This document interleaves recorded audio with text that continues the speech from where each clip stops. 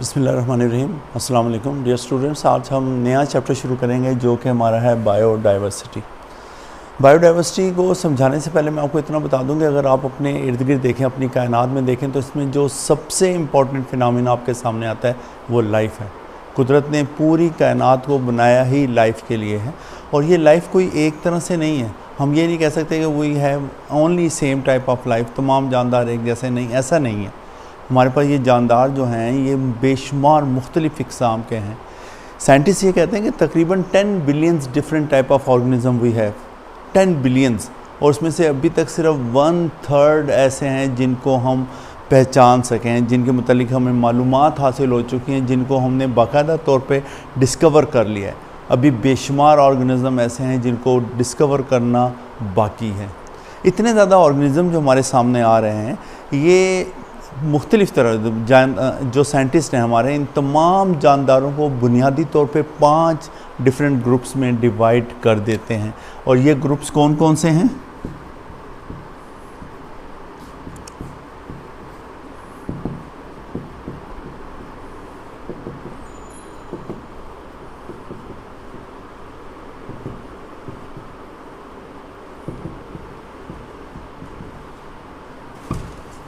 ये 5 ग्रुप्स हैं हमारे पास, जो कि हैं हमारे पास prokaryotes, protists, fungi, plants and animals.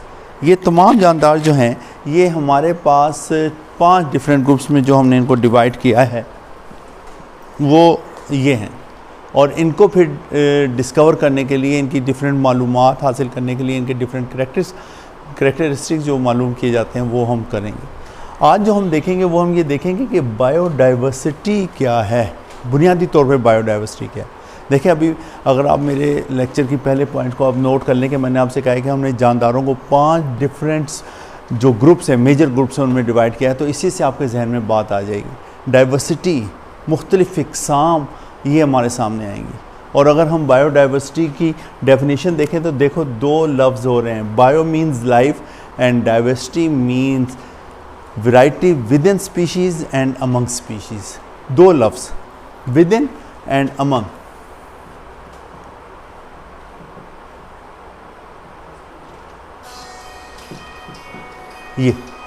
अब ये क्या चीज़ है? देखो, अगर आप देखो कि हमारे पास जो मुख्तलिफ जानदार हैं वो एक दूसरे से बिल्कुल डिफरेंट होते हैं।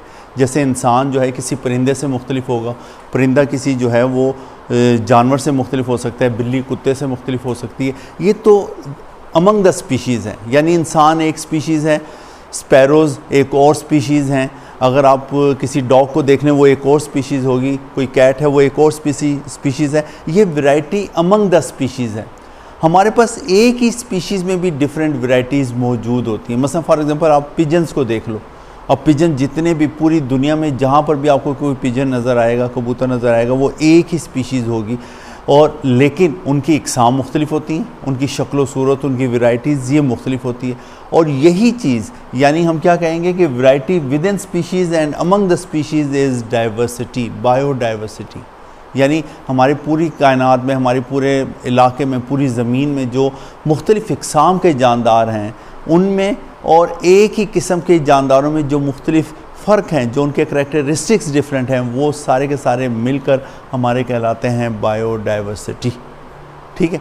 और बायोडाइवर्सिटी जो है ये तकरीबन जो आजकल हमारे पास जानदार मौजूद हैं, ये तकरीबन 4 बिलियंस के एवोल्यूशन पर नतीजा है। ये 4 बिलियंस ईयर्स ये एवोल्यूशन है। एवोल्यूशन जो है वो एक ऐसा प्रोसेस होता है जो कि स्लो लेकिन कंटिन्यूस प्रोसेस ऑफ चेंजेस होता है, जो कि किसी भी ऑर्गेनिज़म में एंटायरली डिफरेंट करैक्टर पैदा कर देता है। और ये 4 बिलियंस डिफरेंट जो हमारे पास ईयर्स हैं, इनके अंदर जो एवोल्यूशन हुई है, उसी के नतीजे में आजकल की जो बायोडाइवर्सिटी है वो वजूद में आई है। बायोडाइवर्सिटी का जो इन्हिसार है वो किसी भी इलाके की आबो हवा पर, उसकी क्लाइमेट, उसके एल्टीट्यूड, ऊंचाई पर, टाइप ऑफ सॉइल्स, और वहाँ पर दूसरी स्पीशीज़ की मौजूदगी या गैर मौजूदगी की वजह से हो सकता है। जो टेम्परेट इलाके हैं, यानी जहाँ पर मौसम बहुत मोतदिल होता है, ना ज़्यादा गर्मी ना ज़्यादा सर्दी, वहाँ पे वैरायटीज़ ज़रा कम होती हैं, बायोडाइवर्सिटी का जो है वो कम होता है। ट्रॉपिक्स यानी गर्म इलाकों में बहुत ज़्यादा बायोडाइवर्सिटी पाई जाती है, और जो पोलर रीजन्स हैं वहाँ पर सिर्फ चंद एक स्पीशीज़ मौजूद हैं। हमारे पास ये जो डिफरेंट बायोडाइवर्सिटी है, इसका हमें फ़ायदा भी बहुत है। इम्पोर्टेंस हमारे पास बायोडाइवर्सिटी की बहुत ज़्यादा है। अगर बुनियादी तौर पे बायोडाइवर्सिटी को देख लो तो जो ज़िंदगी की बेसिक नेसेसिटीज़ है, उसके अंदर जो सबसे पहली ज़रूरत आती है वो है खुराक की। हमें ज़िंदा रहने के लिए खुराक की ज़रूरत है। अगर हम ज़िंदा हैं तो हमारी उसके बाद ज़िंदा रहने के बाद पहली ज़रूरत जो है वो है हमारी खुराक। और हमारी जो बायोडाइवर्सिटी है वो हमें खुराक प्रोवाइड करती है, हमें फूड प्रोवाइड करती है।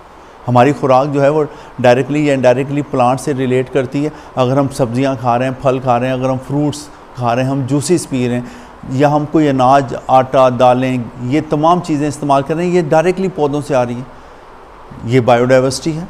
ठीक है। इसके बाद अगर आप देख लें, अगर हम गोश्त, अंडे, दूध, मक्खन, ये तमाम ये जानवरों से, ये बायोडाइवर्सिटी है। ठीक है। तो हम कह सकते हैं कि फ़र्स्ट ऑफ ऑल जो इम्पोर्टेंस ऑफ बायोडाइवर्सिटी है वो है कि it provide food to us, ये हमें खुराक मुहैया करती है। डिफरेंट जो इंडस्ट्रियल मटेरियल हैं, जैसे डाइज़, रंग, आपके गम्स, रबड़, एडहेसिव्स, जोड़ने वाली अशिया, चस्पा करने वाली अशिया, ये तमाम चीज़ें बायोडाइवर्सिटी से आती हैं। हमारी जो ड्रग्स हैं वो डायरेक्टली या इनडायरेक्टली ही बायोडाइवर्सिटी से आती हैं। बहुत सी अद्वियात ऐसी हैं जो कि बाकायदा तौर पर पौधों से हासिल की जाती हैं, कुछ जानवरों से हासिल की जाती हैं, और कुछ इन दोनों की कम्बिनेशन से, इनके मुख्तलिफ केमिकल से हम हासिल करते हैं। अगर इसके अलावा आप देखें तो बायोडाइवर्सिटी का एक बहुत इम्पॉर्टेंट रोल हमारे इकोसिस्टम को मेंटेन करने में आता है।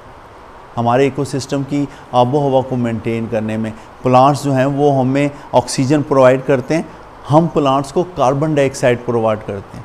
देखें, हम जब सांस लेते हैं तो उससे हम ऑक्सीजन इनहेल करते हैं, कार्बन डाइऑक्साइड निकालते हैं। पौधे इसी कार्बन डाइऑक्साइड को इस्तेमाल करके फोटोसिंथेसिस करेंगे और उसके नतीजे में क्या बनेगी? ऑक्सीजन। ठीक है।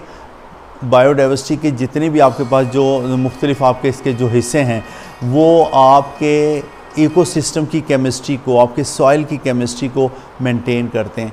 आपको जो वाटर, जो आपके पास जो इसके जो फैसिलिटीज़ है, पानी को प्रोवाइड करने की जो फैसिलिटीज़ है, ये आपके इकोसिस्टम पे डिपेंड करती है। लिहाजा हम ये कह सकते हैं कि बायोडाइवर्सिटी जो है, जितनी ज़िंदगी है, ये एक दूसरे से रिलेट करती है। मैंने आपको शायद एक दफ़ा पहले भी बताया था कि दुनिया में जो सबसे इम्पॉर्टेंट जो साइंस है वो बायोलॉजी है, और उसकी वजह क्या है? क्योंकि इट रिलेट टू लाइफ, ये लाइफ से कंसीडर है, उससे कंसर्न करती है। तो आपने आज ये भी देख लिया कि लाइफ इम्पॉर्टेंट कितनी है। बेशक हमने इसकी इम्पोर्टेंस हमने ये देखी थी कि लाइफ जो है बकिया तमाम चीज़ों के लिए, बकिया तमाम चीज़ें जो हैं वो लाइफ के लिए बनी है, लेकिन आज आपने ये देख लिया कि ये एक दूसरे के लिए भी बहुत ज़्यादा ज़रूरी होते हैं। तो बायोडाइवर्सिटी क्या है कि it is variety with in species and among species. जैसे पूरी दुनिया में इंसान है, इंसान अब एक स्पीशीज़ है, लेकिन अगर आप देख लिए तो एशियन जो इंसान होते हैं, एशियन ह्यूमन बींग्स जो हैं वो अरेबियन से बहुत ज़्यादा डिफरेंट होते हैं। अरेबियन जो हैं वो अफ्रीकन से बहुत ज़्यादा डिफरेंट होते हैं। और फिर इसी तरह जो है वो यूरोपियन हमसे बहुत ज़्यादा डिफरेंट है। हम स्पीशीज़ एक ही हैं, लेकिन हमारे अंदर वैरायटी मौजूद है। हम एक विद इन स्पीशीज़ ये वैरायटी है। और फिर एक इंसान किसी दूसरे जानदार से बहुत ज़्यादा मुख्तलिफ होगा। तो ये हमारे पास कहलाती है बायोडाइवर्सिटी, कि biodiversity is the variety with in species and among species. और फिर हमने देखा कि हमने जानदारों को कितने ग्रुप्स में डिवाइड किया है? Basically prokaryotes, protists, fungi, plants and animals. ये 5 मेजर ग्रुप्स हैं। और क्योंकि हमारे पास जो अगर लाइफ को आप देखो, जानदारों को मैंने अभी आपसे कहा था कि हमारे पास 10 बिलियंस टाइप ऑफ ऑर्गेनिजम्स हैं, और उनमें से भी सिर्फ 1/3 अभी तक डिस्कवर हुए हैं। तो इनको हमने 5 ग्रुप्स में डिवाइड कर दिया। और इसकी वजह क्या है? ताकि हम ये देख सकें कि इनका आपस में रिलेशन क्या है, हम इनको किस तरीके से, इनके करैक्टरिस्टिक्स किस तरह एक दूसरे से मैच करते हैं या डिफरेंट करते हैं। और इसके अलावा जो हमने ये देखना होता है कि इनकी क्लासिफिकेशन जो हमने 5 ग्रुप्स में डिवाइड किया किस तरीके से किया, उसके रूल्स, उसके प्रिंसिपल्स क्या हैं, हम इनको साइंसी नाम देते हैं तो किस तरीके से देते हैं। ये तमाम काम आज के हम इस चैप्टर में मज़ीद जो लेक्चर्स आपके सामने आएंगे उसमें हम डिस्कस करेंगे। फिर हमने बायोडाइवर्सिटी की, मैंने आपको इम्पोर्टेंस बताने से पहले मैंने आपको ये बताया कि ये पूरे अर्थ के ऊपर एक तरह से आप डिस्पर्स नहीं है। जो आपके ट्रॉपिक्स हैं, गर्म इलाके जो हैं, वहाँ पर ये बहुत ज़्यादा, टेम्परेट में ज़रा कम, और पोलर रीजन्स में ये सबसे ज़्यादा कम है। इसकी इम्पोर्टेंस में आपने देखा कि ये आपको फूड प्रोवाइड करती है, आपको जो मुख्तलिफ़ किस्म के जो इंडस्ट्रियल मटेरियल्स हैं, जैसे गम्स हैं, रबर है, एडहेसिव्स हैं, मुख्तलिफ़ किस्म की मेडिसन्स हैं, ठीक है, ये आपको प्रोवाइड करना बायोडाइवर्सिटी की ज़िम्मेदारी है। आपके इकोसिस्टम को मेंटेन करना, उसको ख़राब ना, उसको जो है वो एक दूसरे के ऊपर, यानी जो तमाम जानदार एक दूसरे पे डिपेंड कर रहे हैं उनको मेंटेन करना, ताकि जो तवाज़न है, जो आपके पास जो इक्विलिब्रियम है वो ख़राब ना हो जाए। इसकी ज़िम्मेदारी बायोडाइवर्सिटी पर ही आती है, ठीक है। और फिर इसके अलावा जो पानी की फराहमी आपको सबसे ज़्यादा ज़रूरी है, इसकी ज़िम्मेदारी भी आपकी बायोडाइवर्सिटी पर ही है। तो आज का एक छोटा सा टॉपिक था जिसमें हमने आपको बायोडाइवर्सिटी से इंट्रोड्यूस करवाया, और इसके अलावा हमने ये बता दिया कि 5 मेजर ग्रुप्स हैं, इसकी जो है डिपेंडेंस किस चीज़ पर है, और ये हमने देख लिया कि जनाब इसकी इम्पोर्टेंस क्या है।